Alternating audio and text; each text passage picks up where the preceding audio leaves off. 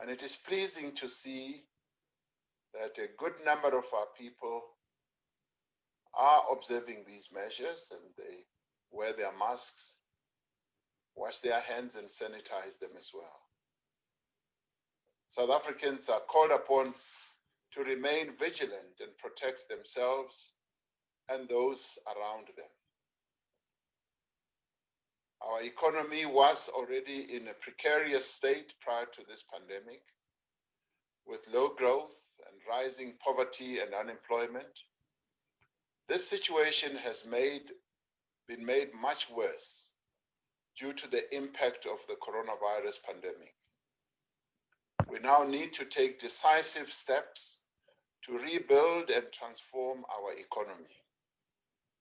The pandemic also starkly exposed the deep levels of poverty, of hunger and deprivation that continue to exist in our society. Whilst our social and other interventions succeeded in providing emergency relief, the challenge now is to fundamentally restructure our society and economy so that our society becomes more equitable and more just. We emerge from this NEC Lekgotla firmly resolved that the new economic strategy must focus on both recovering from the damage caused by the pandemic and fundamentally and radically restructuring the economy to become more inclusive. It is our commitment as all South Africans to tackle underdevelopment, poverty, unemployment, and inequality, which COVID-19 has so starkly exposed. It is imperative that the strategy that we come up with be accompanied by clear timeframes and monitoring mechanisms that will ensure that there is effective implementation. We've spent the better part of our Lekgotla talking about implementation. Having realized that the many policies, the many plans that we've got need to be underpinned by an urgent need to implement what we are planning. The ANC and government are committed to mobilize society behind the economic reconstruction, growth and transformation plan, the broad framework of which has emerged from interactions at NEDLAC. Such a plan can only be implemented and have the desired outcomes if all sections of society are mobilized to play their role in its implementation and monitoring. Our understanding, and a firm understanding, is that we all as South Africans have a role to play to lift our country out of this hole that COVID-19 has dug us into. Now is the time for active citizenship to make this work. In the second quarter of 2020, our economy recorded a staggering contraction and more than 2 million jobs were lost. During this time, the unemployed fell off the statistical radar as they were not able to search for work and become classified as non-economically active. With this alarming statistic, what this alarming statistic reveals is that there are too many of our fellow citizens who are without work, who cannot provide for their families, and whose energies are lost to the economy. Too many of our compatriots are going hungry, and we need to develop innovative and agile strategies that respond to the real challenges faced by our people. The Lekgotla confirmed that South Africa's recovery and reconstruction plan needs to focus on a few priority areas that will catalyze growth, protect businesses, and create jobs. To both preserve existing jobs and create new ones, the nation needs to build an overarching social compact that focuses on how we live together, how we become a more cohesive society, and how we address our deep structural challenges of unemployment, poverty, and inequality. The NEC Lekgotla reaffirmed that South Africa's reconstruction and recovery plan will be an infrastructure-led strategy with investments in energy, in water and sanitation, public transport, roads and bridges, human settlements, health and education, digital infrastructure, and public transport. The path and speed of economic recovery will depend on many different factors, and the Lekgotla developed criteria and timelines to guide government's actions in the following areas. Firstly, we must strengthen energy security. Secondly, localization through industrialization to enable us to have thriving local businesses and to strengthen our industrial base. Thirdly, we must strengthen food security through agricultural production and the empowerment of emerging Black farmers. Fourthly, infrastructure investment and delivery must meet the goals that we set out in the National Development Plan. And fifthly, we must support tourism because it is an important job creator. And sixthly, the green economy must be one of the pillars, and we must embark on a number of interventions therein. And seventh, the public employment programs must become a very important pillar to create jobs that our people need so much. The macroeconomic policy interventions must be the bedrock on which we base all our interventions. And gender equality and economic inclusion of women and young people must run through all the interventions that we are going to embark upon. Now, in approaching these 8 key economic focus areas, the ANC supports a phased approach to our economic recovery. Firstly, in dealing with COVID-19, we developed a strategy that had 3 phases. The first phase focused on saving lives and included a massive healthcare response. The second phase focused on saving livelihoods and included support for households and firms. Amongst the measures that we have taken have been fiscal reprioritization to fund temporary increases in social grants, a special grant to relieve those who are in distress, and special payments from the Unemployment Insurance Fund. Now, in the third phase, we're going to implement a program of reconstruction and recovery.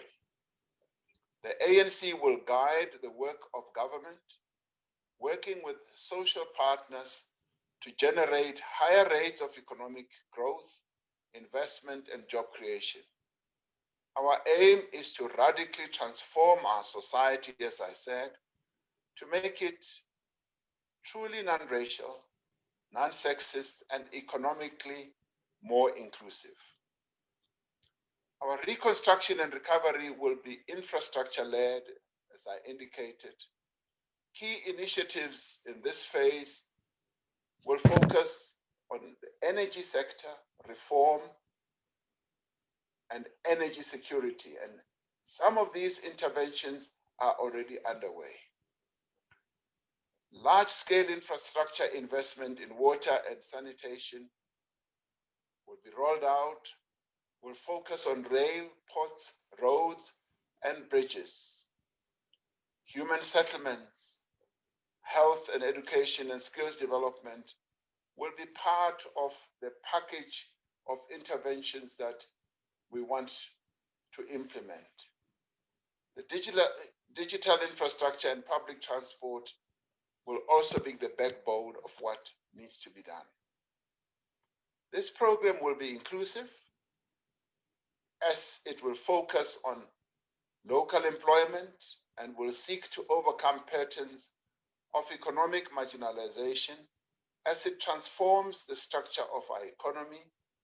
The program will be inclusive as it will recognize the role that SMEs and cooperatives can play in creating work, particularly for young people and those who are entering into the labor market for the first time across all economic sectors. To achieve significant job creation multipliers, the emphasis will be on localization, including maximizing the use of South African materials and construction companies, as well as labor-intensive methods. And through this, we will be fostering radical economic transformation to enable the majority of our people, enable Black-led companies, to enable women-led companies, youth-led companies to be key players in the recovery process as we move on. South Africa's green and blue economies will be developed in order to stimulate investment growth and job creation. This will include cleaning of our cities and towns in order to harness the potential of recycling, waste management, and the circular economy. This is where we will want South Africa to go back to work, so that we have as many of our people being economically engaged, doing one job or another, moving the country forward. The auction of telecommunication spectrum will be undertaken and is being undertaken urgently, and it should be designed and will be designed in order to ensure that space is created for new Black players as well as the big telecoms companies. But as this is rolled out, we will seek to make sure that our people have the benefit of what the spectrum can yield in the form of access, yes, to telecommunications, Wi-Fi, data, and all that. It will be an imperative for sustained reconstruction and recovery that South Africa brings its rising national debt under control and stabilizes public finances. To stabilize public finances, the budget deficit must be reduced.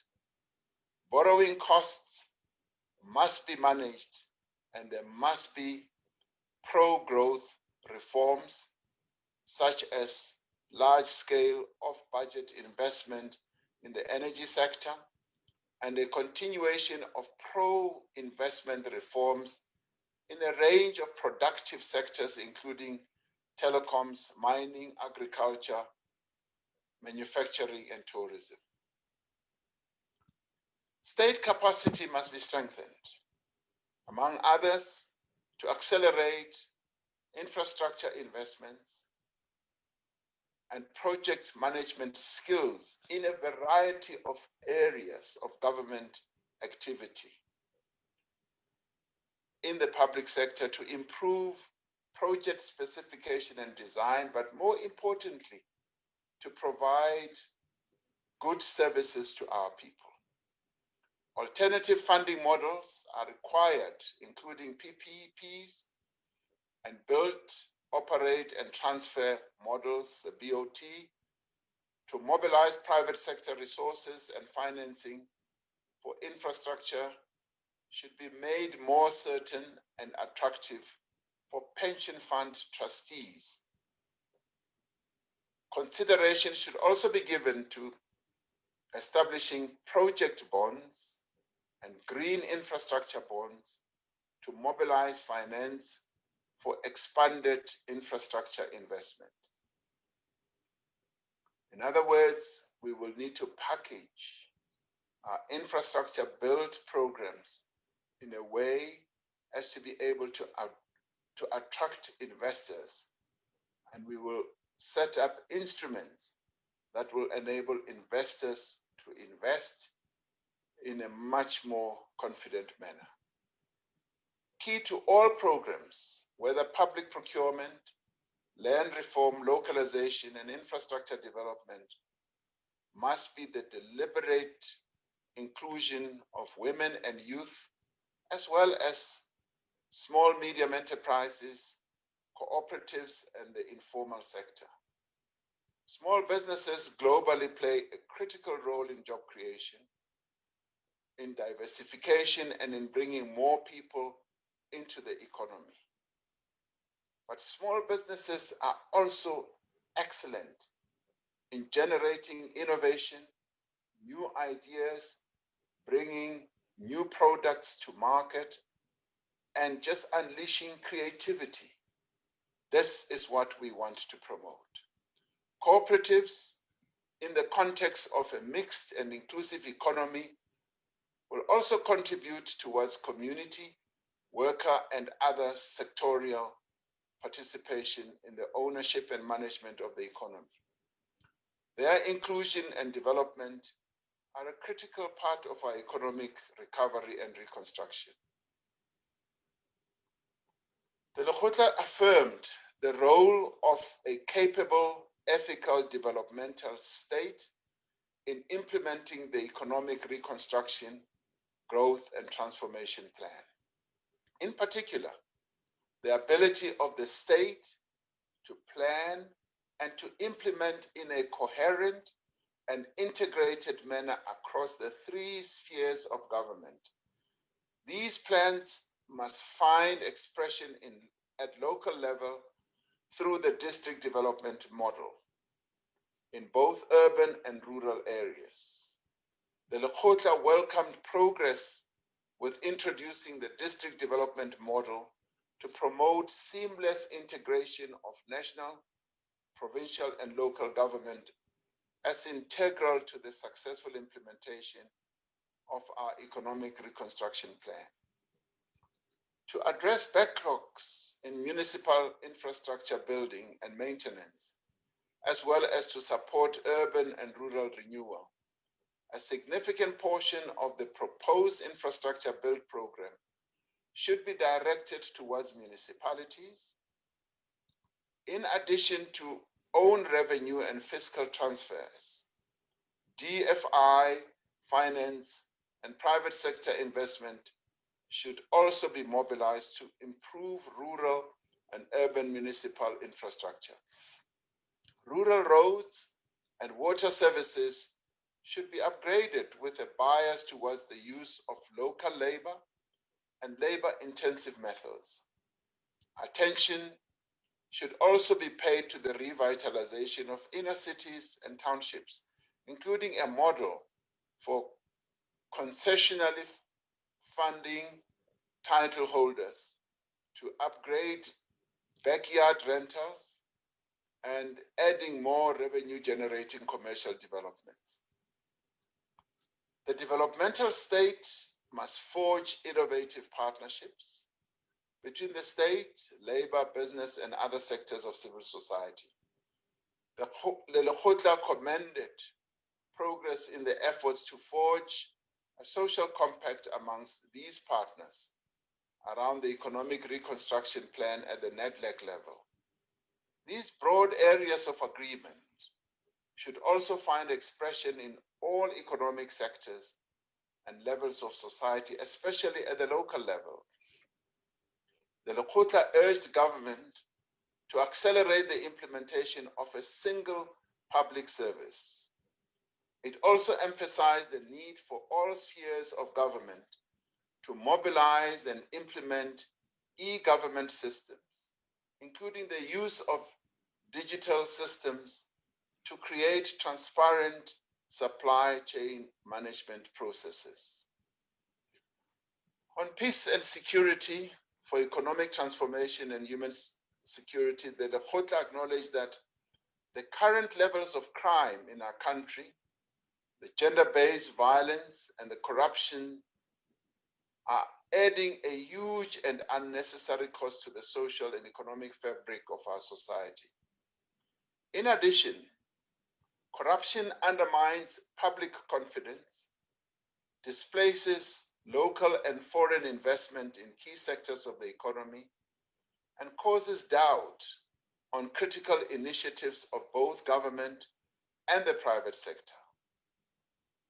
We took further note of the social and economic impact of illicit financial flows, anti-competitive behavior,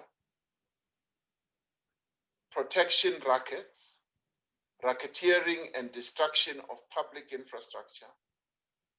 Part of the social compact must ensure that as a society, we take a firm stand against these kinds of practices, and that their impact on consumers and businesses and communities and the economy should not continue in the negative way that it is now.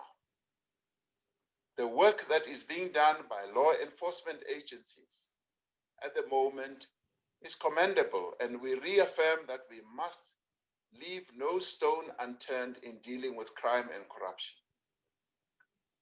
The ANC commits to an approach that balances the need for the detection of the movement of bribes, the use of the financial systems to launder illicit money flows, and the human rights need to allow for honest living, including engaging in business activities where a citizen has ceased to be entrusted with a prominent public function.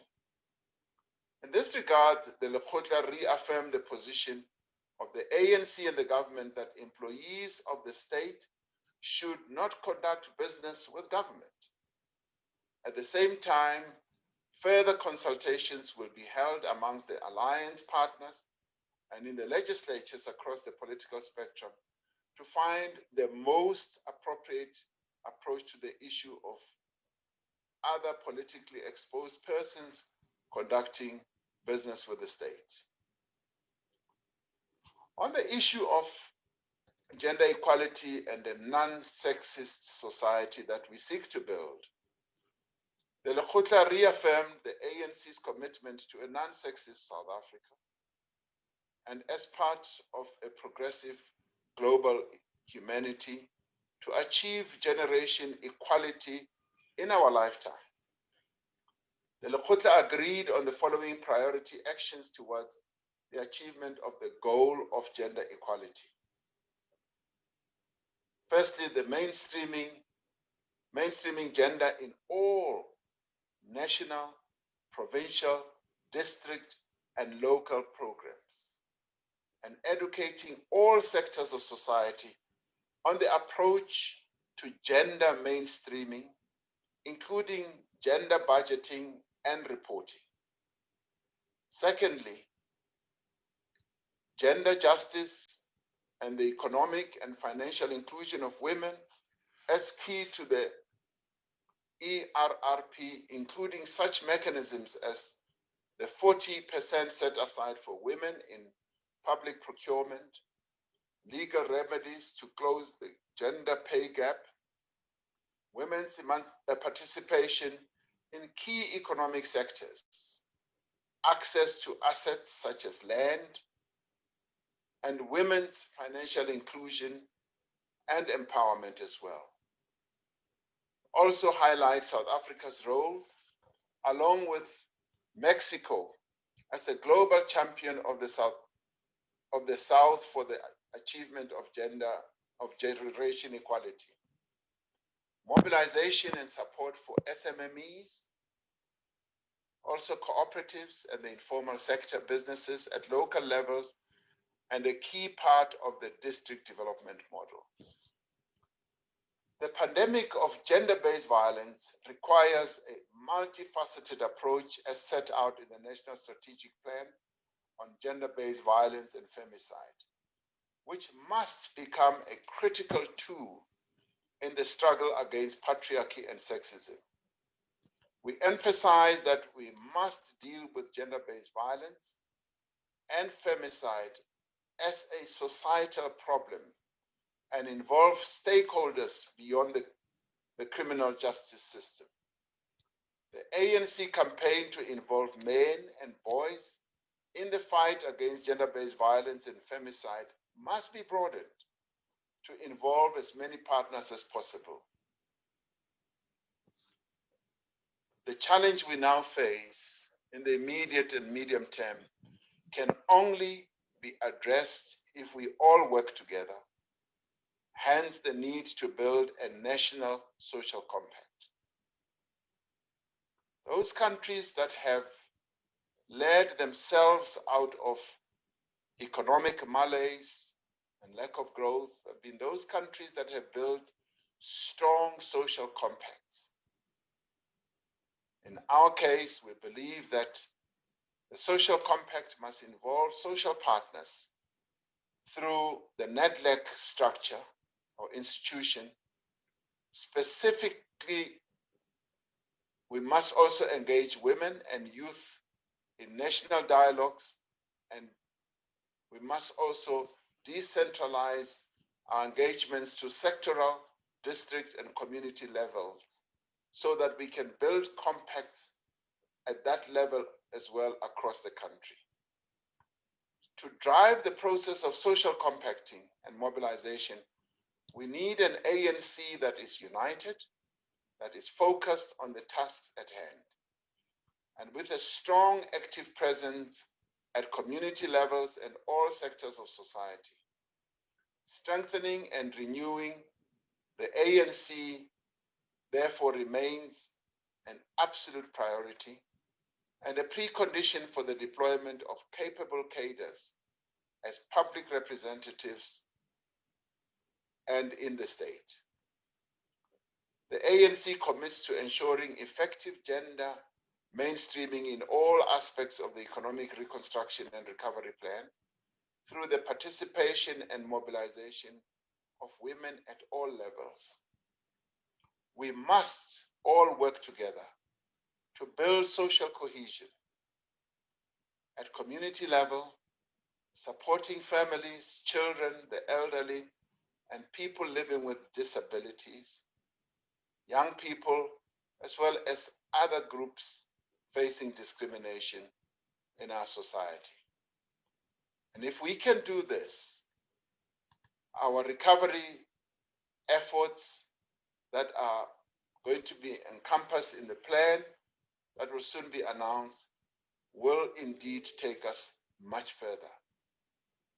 Our country is ready for recovery, and it now behoves on us as social partners to join hands and make sure that the recovery that our country deserves does indeed happen.